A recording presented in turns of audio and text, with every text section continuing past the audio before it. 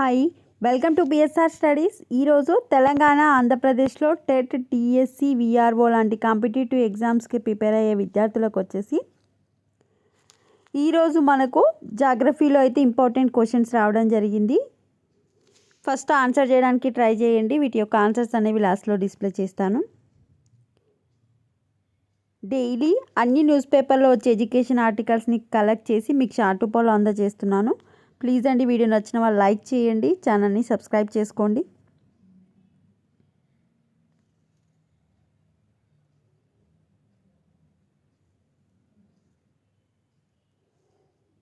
నేను మీకు అందించే ఈ షార్ట్స్ అనేవి ప్రాక్టీస్ బిట్స్గా ఎంతగానో యూజ్ అవుతూ ఉంటాయి మీకు.